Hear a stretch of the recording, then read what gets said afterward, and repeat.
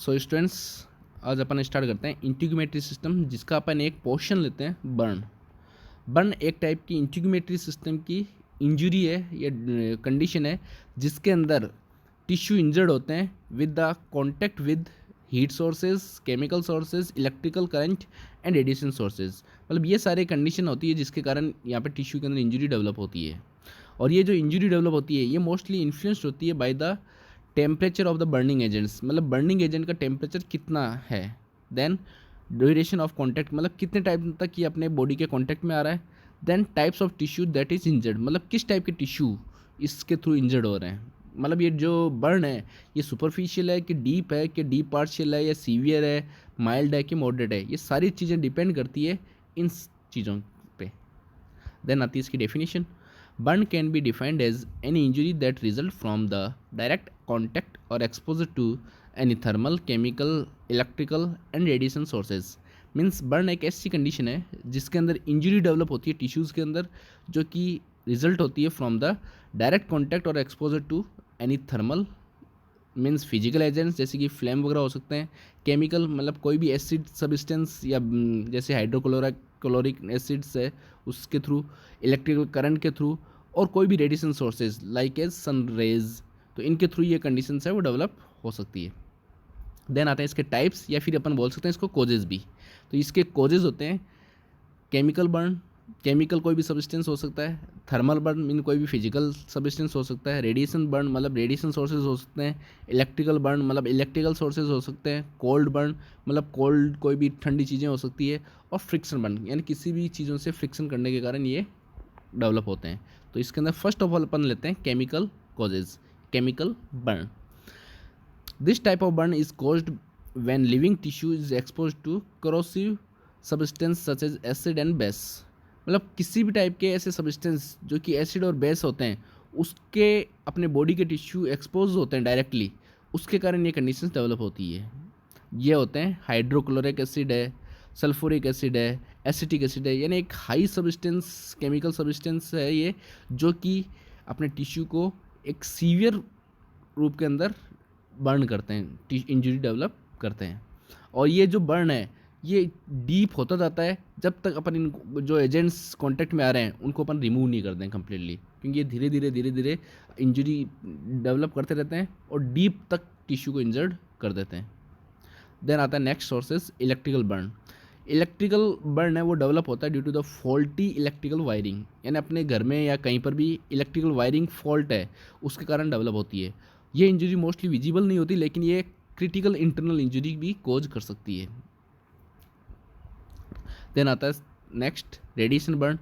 ये डेवलप होता है एक्सपोजर टू रेडिएशन सोर्सेज, जैसे कि ये एक्सरेज हो सकते हैं, जैसे मेडिकल इमेजिंग या रेडियोथेरेपी के टाइम्स अपन यूज़ करते हैं, या फिर सन रेज हो सकती है, उसके कारण ये इंजरी है वो डेवलप होती है।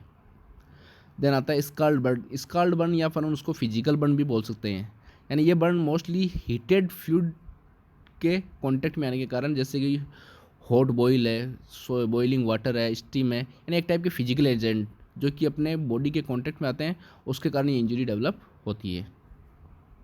देन आती है इनहेलेशन इंजरी। ये इंजरी डेवलप होती है with the result of the exposure to asphyxiant, यानी कार्बन मोनोऑक्साइड, जैसे कोई भी फ्लेम वगैरह कहीं आग लगी है और उसके कारण जो भी वहाँ पर सब्सटेंस है, स्मोक है, उस स्मोक को अपन इनहेल करते हैं जैसे कि कार्बन मोनोऑक्साइड, तो वो इंटरनल इंजरी डेवलप करते हैं। तो इस इंजरी को अपन बोलते हैं इनहेलेशन इंजरी। और मोस्टली जो पीपल है इनहेलेशन इंजरी के कारण ही डेथ होती है, कार्बन मोनोऑक्साइड पॉइजनिंग के कारण।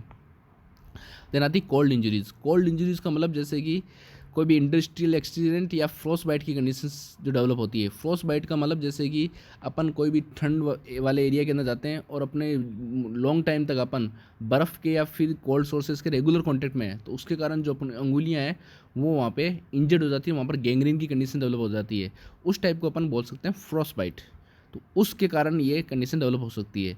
तो जैसे नाइट्रोजिनस लिक्विड सोर्सेज है उसके एक्सपोजर के कारण, या फिर एपिडर्मल और डर्मल डिस्ट्रक्शन है वो इसके कारण डेवलप होता है। देन आता है इसका क्लासिफिकेशन। तो इसको 3 टाइप के अंदर क्लासीफाई कर रखा है, on the basis of depth, on the basis of severity and on the basis of total body surface area.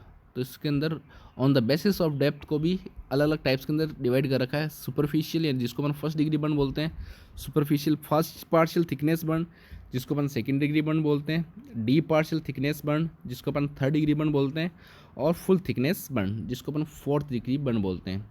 और on the basis of CVT के अंदर ये minor, moderate and major burn होते हैं। और on the basis of TBSA यानी total body surface area के according अपन रूल ऑफ 9 और पाम मेथड अपन पढ़ते हैं। तो ये इंजरी अपन उसके अकॉर्डिंग क्लासीफाई कर सकते हैं। तो फर्स्ट लेते हैं अपन on the basis of depth. इसके अंदर आता है फर्स्ट डिग्री बर्न जिसको अपन सुपरफिशियल बर्न होते हैं। इसके अंदर मोस्टली एपिडर्मिस इन्वॉल्व होती है। इसके कारण जब बर्न होता है तो इसके अंदर पेन, इरिदमा और स्लाइट स्वेलिंग की कंडीशन डेवलप होती है। लेकिन यहाँ पर ब्लिस्टर यानी जो फाले वगैरह यहाँ पे नहीं होते हैं, ब्लिस्टर का फॉर्मेशन नहीं होता क्योंकि ओनली सुपरफिशियल लेयर है वो इसके अंदर इन्वॉल्व होती है। Then tissue damage usually minimum, मतलब बहुत ही कम टिश्यू इसके अंदर डैमेज होते हैं। कोई भी टाइप का स्कार का फॉर्मेशन नहीं होता। इस कंडीशन को या पेन को अपन 48 to 72 आवर्स के अंदर सॉल्व कर सकते हैं।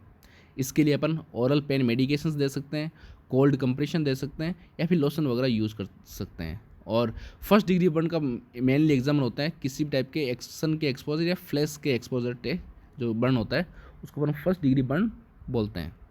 देन आता है सेकेंड डिग्री बर्न जिसको अपन पार्शियल थिकनेस बर्न बोलते हैं। इसके अंदर एपिडर्मिस कंप्लीटली और कुछ पार्ट डर्मिस का इसके अंदर इन्वॉल्व हो सकता है, यानी एपिडर्मिस और डर्मिस इसके अंदर इन्वॉल्व होती है। इसके अंदर वेसिकल्स का फॉर्मेशन होता है, मतलब जो एक टाइप का जो फाले वगैरह वो हो सकते हैं और ब्लिस्टर है वो डेवलप हो जाते हैं। देन इसके अंदर जो पेन होता है वो बहुत ही ज़्यादा पेनफुल होता है, एक्सट्रीमली होता है क्योंकि नर्व एंडिंग है इसके अंदर एक्सपोज हो जाती है इस कारण। देन हीलिंग है वो 7 to 14 डेज़ के अंदर होती है यदि इन्फेक्शन डेवलप नहीं हो रखा है तो। लेकिन इसके अंदर स्कारिंग और डीपिगमेंटेशन की कंडीशंस डेवलप होती है, यानी आफ्टर द बर्न जब हीलिंग प्रोसेस स्टार्ट होती है तब स्कार का फॉर्मेशन हो जाता है और डीपिगमेंटेशन का फॉर्मेशन वहाँ पे डेवलप होता है।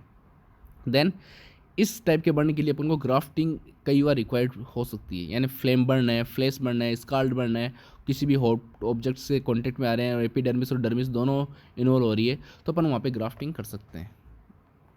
देन थर्ड डिग्री बर्न जिसको अपन फुल थिकनेस बर्न बोलते हैं।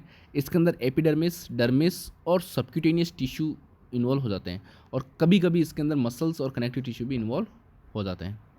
देन इसके सिम्टम्स होते हैं, इसके अंदर एरिया ड्राई रहता है, वाइट, रेड, ब्राउन अपन को विजिबल होगा और लेथेरी या इडिमा कंडीशन से वो वहाँ पे डेवलप होगा। लेथेरी का मतलब वाइटिश कलर वहाँ पे हो जाएगा। देन एस्कार में भी स्लफ, मतलब जो भी यहाँ पे बर्न एरिया होगा एस्कार डेवलप होंगे वो निकलना स्टार्ट हो जाएंगे, स्लज होना स्टार्ट हो जाएंगे और इस कारण वहाँ पे ग्राफ्टिंग की ज़रूरत पड़ती है और इसको हील होने पे कम से कम 1 मंथ या इससे ज़्यादा का टाइम लग सकता है। स्कारिंग होती है और बॉडी के जो नॉर्मल फंक्शन है वो इसके अंदर लॉस हो जाते हैं। ये बर्न होता है मोस्टली फ्लेम के कारण, इलेक्ट्रिकल फ्लैश के कारण या prong contact with the hot objects के कारण। और इस बर्न के अंदर पेन डेवलप नहीं होता क्योंकि नर्व एंडिंग है वो डैमेज हो जाती है इस कारण। देन आता है 4th डिग्री बर्न जिसको अपन फुल थिकनेस बर्न बोलते हैं क्योंकि इसके अंदर फेट, मसल्स और फेशिया और बोन भी इन्वॉल्व हो जाती है। इसके अंदर entire epidermis, dermis, subcutaneous tissue, deep tissue, muscles and bone का इन्वॉल्वमेंट होता है। ये पेनलेस होता है क्योंकि नर्व एंडिंग डैमेज हो जाती है। Extensive fluid and metabolic deficient की कंडीशन डेवलप हो जाती है, मतलब फ्लूइड और मेटाबॉलिक सिस्टम है वो कम्प्लीटली डैमेज हो जाता है, इस कारण इनका लॉस होता है। एम्पुटेशन करना पड़ता है क्योंकि इसके अंदर गैंग्रीन की कंडीशन डेवलप हो जाती है तो उस पार्ट को अपन को एम्पुटेंट भी करना पड़ सकता है।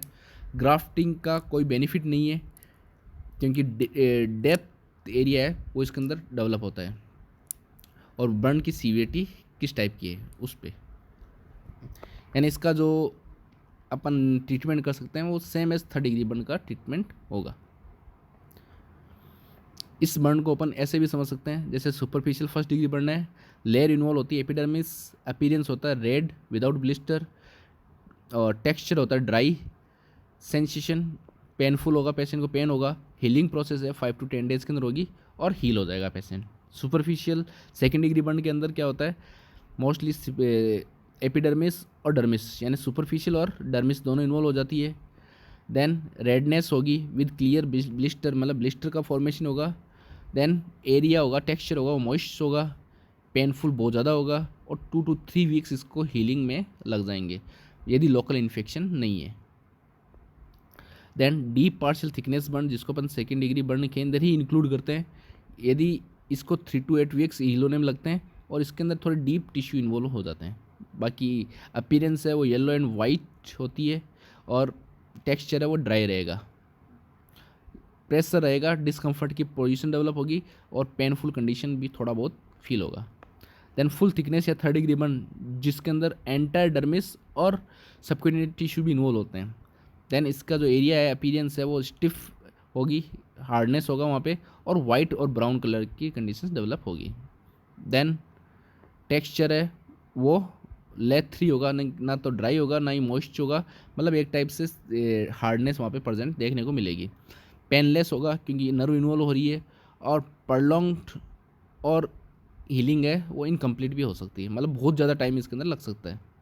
देन स्कारिंग की कंडीशन डेवलप होगी, कॉन्ट्रक्चर की कंडीशंस भी डेवलप होगी।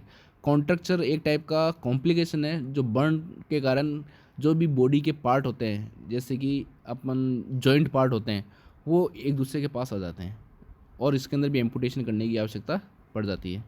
देन 4 डिग्री बर्न, इसके अंदर bone, subcutaneous fat, tissue, muscles सभी कुछ इन्वॉल्व होता है। इसके अंदर एरिया अपीयरेंस है वो ब्लैक हो जाती है या फिर चेरी कलर की हो जाती है, और एस्कार का फॉर्मेशन होता है, यानी इसके अंदर जो एरियाज, जो टिश्यू है वो निकलना स्टार्ट हो जाते हैं। टेक्सचर ड्राई होगा, पेन बिल्कुल नहीं होगा क्योंकि नर्व एंडिंग ख़त्म हो चुकी है, और इसके अंदर एक्सीजन ज़रूरी होगा, हीलिंग तभी होगी, और इसमें जो पार्ट इन्वॉल्व हो रहा है उसको एम्पुटेट करना पड़ सकता है। देन आता है on the basis of CVT. तो बेसिस ऑफ सीवीटी के अंदर 3 टाइप्स है, माइनर, मेजर और मॉडरेट। तो फर्स्ट लेते हैं माइनर।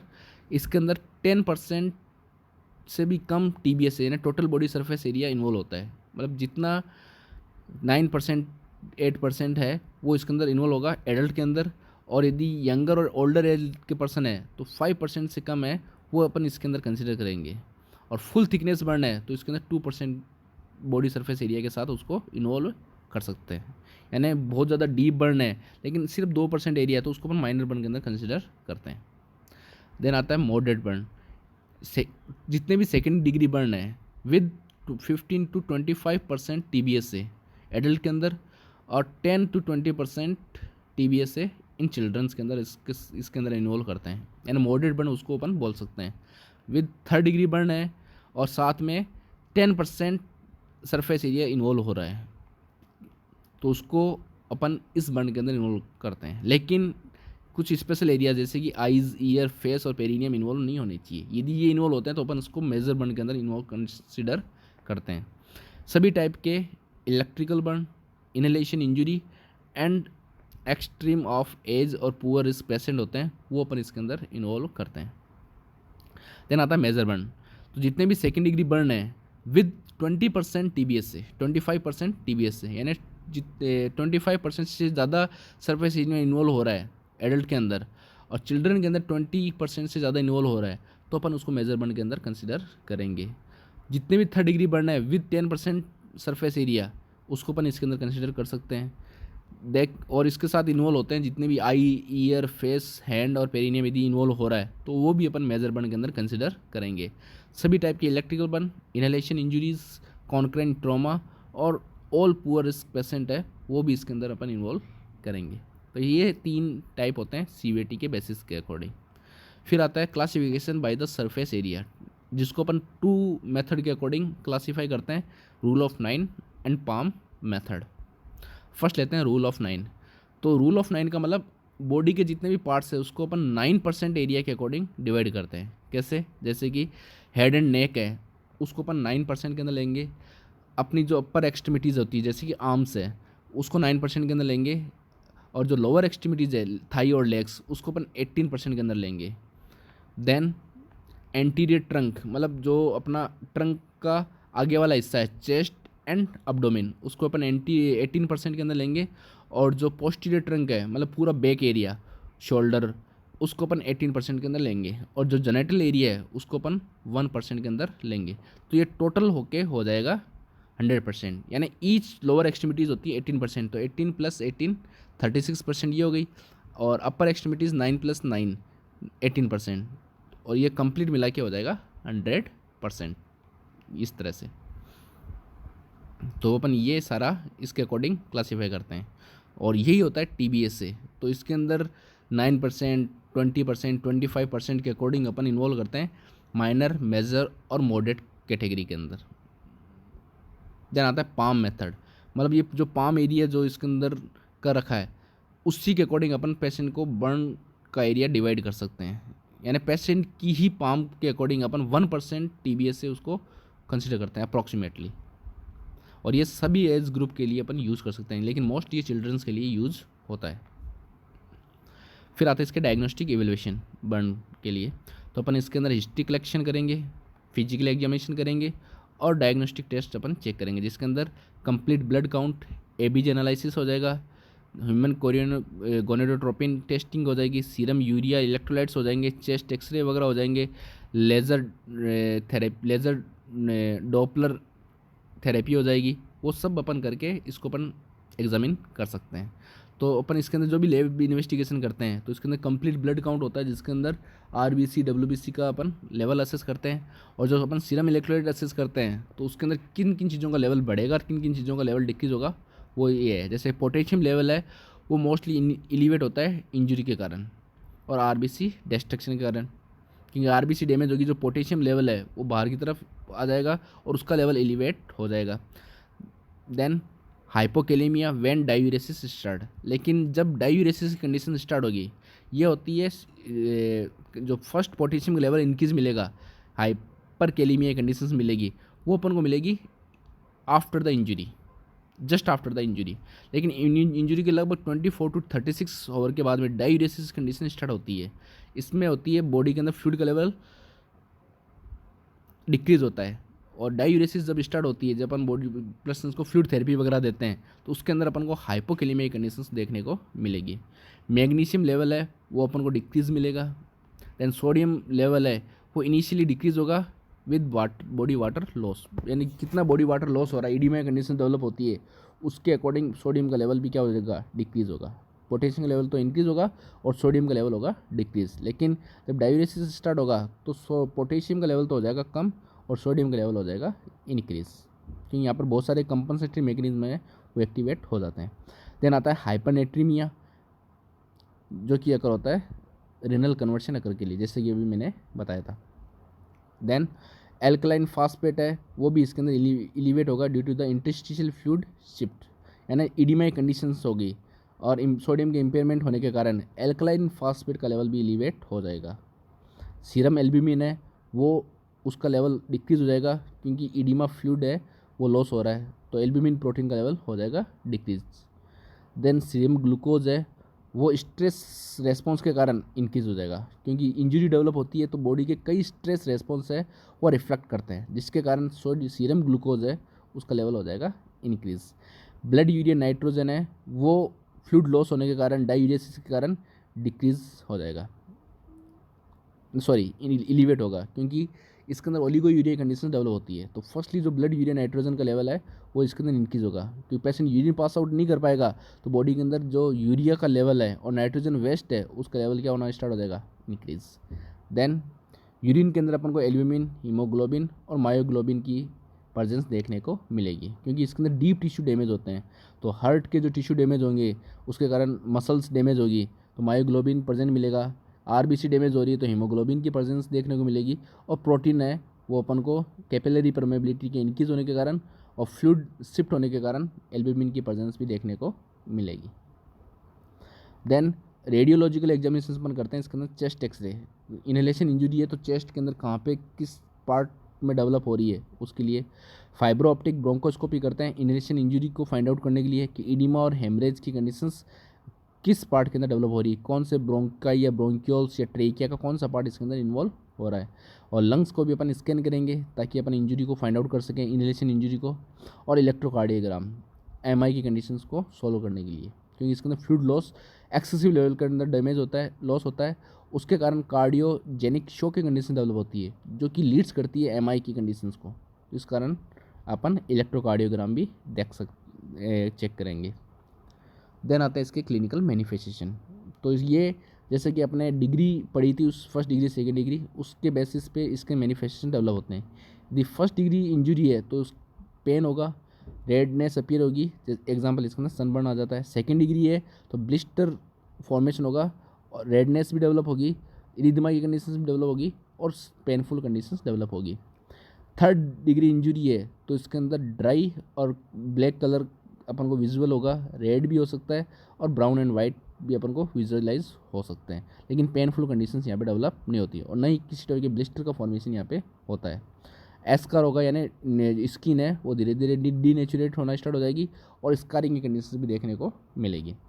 4 डिग्री इंजरी है तो अपन स्किन है वो कम्प्लीटली चेयर्ड या ब्लैक कलर की विजुअलाइज होगी और पेशेंट को कंप्लीटेड बर्न इसके अंदर देखने को मिलेगा।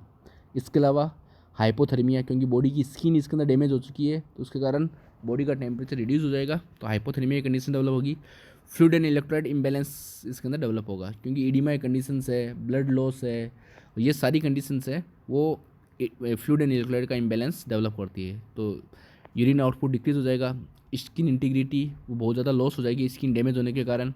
हाइपोनेट्रीमिया और हाइपरनेट्रीमिया, जैसे कि अपने पहले देखा था, फर्स्टली तो होता है हाइपोनेट्रीमिया, सोडियम का लेवल डिक्रीज, देन होता है हाइपरनेट्रीमिया, सोडियम का level increase.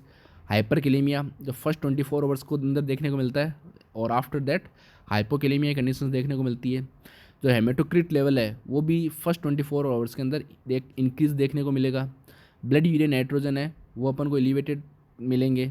Oligo urea conditions देखने को मिलेगी, वही कंडीशंस है वो ब्लड यूरिया नाइट्रोजन को एलिवेट करती है। और जो जीआई मोटिलिटी है वो भी अपनी डिक्रीज हो जाएगी, यानी गैस्ट्रो इंटेस्टाइनल मोटिलिटी है जिसके कारण पर्सन्स को कॉन्स्टिपेशन या डायरिया कंडीशंस डेवलप होती है। तो जीआई मोटिलिटी इसके अंदर डिक्रीज हो जाती है, क्योंकि यहाँ पे कोई भी टाइप का मेटाबॉलिज्म नहीं हो रहा है और किसी भी टाइप के फ्लूइड है वो वहाँ पे नहीं पहुँच पा रहे हैं उसके कारण। देन फिर धीरे धीरे डायूरेसिस जब स्टार्ट होगी तो इसके अंदर फ्लूइड रिसस्सिटेशन स्टार्ट हो जाएगा। सो अब नेक्स्ट पोर्शन आता है इसके अंदर मैनेजमेंट, जो अपन आगे कंटिन्यूस करेंगे नेक्स्ट वीडियो के अंदर। Thank you.